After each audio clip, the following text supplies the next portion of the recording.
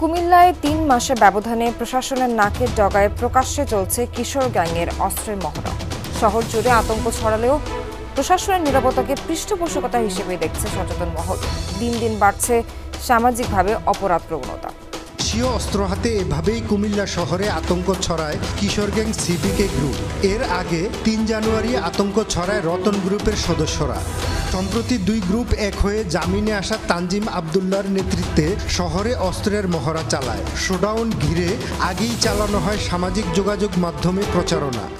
আইনশৃঙ্খলা রক্ষাকারী বাহিনী যারা আছেন তাদেরকে আমি উদাসীনতা বলবো না তাদের পৃষ্ঠপোষকতা বলবো, এটি কিন্তু এখন আমার কাছে প্রশ্ন। 3টি এলাকায় আমাদের কোতোয়ালি মডেল থানার হয়তো 2 থেকে 1.5 কিলোমিটারের মধ্যেই আওতার মধ্যে পড়ে। 5ই আগস্টের পূর্বে কিশোর গ্যাং ছিল কোনো না কোনো ভাইয়ের অধীনে, বড় ভাইদের অধীনে ছিল। 5ই আগস্টের পরে তারা ভাই পরিবর্তন করে তারা শক্তিমত্তা জানান দিয়েছে। সম্প্রতি মহানগর ছাত্রদলের বিভিন্ন অনুষ্ঠানে সামনের কাতারে দেখা যায় কিশোর গ্যাং নেতা তানজিমকে। পাশাপাশি অস্ত্র হাতে নগরীর রানীর দিঘির পাড়, তালপুকুর পাড়, আদালত এলাকা সহ বেশ কয়েকটি অলিগলিতেও দেখা গেছে তাকে। তবে বিষয়টি অস্বীকার করেছে মহানগর ছাত্রদল আর মহানগর বিএনপির সদস্য সচিব। পিছনে একটা শক্তি আছে, এই শক্তিটা যে কি কেউ খুলে বলে না।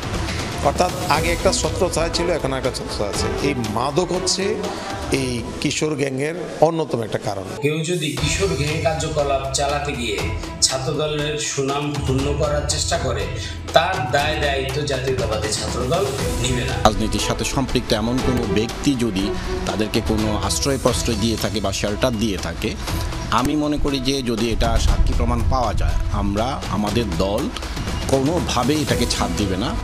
এই ঘটনায় 4 জনকে আটক করেছে পুলিশ। বলছে ফুটেজ দেখে বাকিদের গ্রেফতার অভিযান অব্যাহত রয়েছে।